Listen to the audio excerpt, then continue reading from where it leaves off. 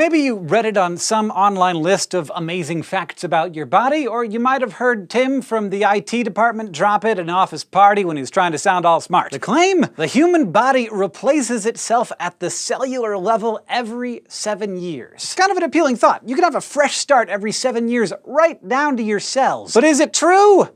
Nah. I mean, yes, many cells do replace themselves over time, but this brand new body thing is just one of those internet myths. Before we get into why it's not really scientifically accurate, let's do a quick anatomy review. Your cells are your body's most basic building material, and you've got trillions of them. You've got about 200 different types of cells, each specialized for different purposes. Groups of similar cells come together to form different kinds of tissues, which combine to form organs. All of these cells work together to keep you alive, but some duties are harder on individual cells than others. So cells are dying and being replaced all the time, but just how quickly can vary a lot depending on where they are in your body and what they do. Take the cells that line your stomach and intestines. Their job is not easy. Getting constantly battered by chicken wings and doused in stomach acid, they typically only last for a couple of days before they end up in the toilet. Your skin cells have it pretty rough and tumble too, acting as your body's first line of defense against pathogens, so they're pretty much constantly being shed, but are fully replaced every few weeks. Red blood cells are incapable of healing themselves because they don't have DNA, so they last about 4 months or so before all the oxygen carrying and constant circulation in the bloodstream finally wears them out. Some white blood cells can also live for only a couple of months, while others, like your neutrophils, are some of the first responders to fight infections and only last hours. Their dead bodies form the pus on your skinned knee. And your bone cells are constantly being replaced, but your skeleton, which is not made of cells but is only built by your cells, takes about 10 years to get a full remodel. But other cells stick around for a while, like most of your muscle cells. In fact, your cardiomyocytes or heart muscle cells replace themselves incredibly slowly,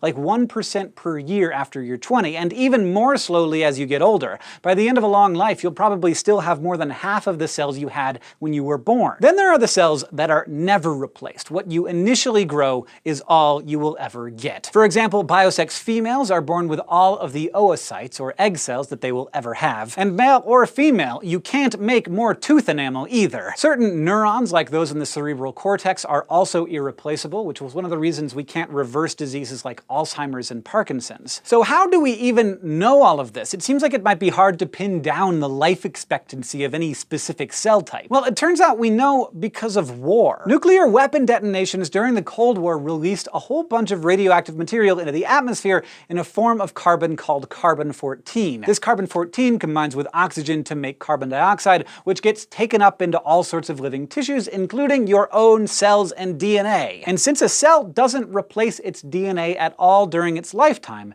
its carbon-14 levels remain the same from creation to death. So this allowed researchers in Sweden to discover that we can actually determine the age of a certain cell by measuring its carbon-14 concentration. After all, we know how much carbon-14 was in the atmosphere before these nuclear detonations, and we know levels have been declining since then. So, for example, if your grandma was born before the nuclear testing began, DNA in her cerebral cortex neurons don't have any carbon-14. We know those cells are old and haven't been replaced. On the other hand, her bone, skin, and blood cells will all show different levels of carbon-14, which can give a good estimate as to how often those particular cells are replenished. So I guess, thanks, nuclear testing! At least it has helped us debunk another myth about the human body. Thank you for watching this episode of SciShow, which was brought to you by our patrons on Patreon. If you want to help support the show, you can go to patreon.com/SciShow, and don't forget to go to youtube.com/SciShow and subscribe.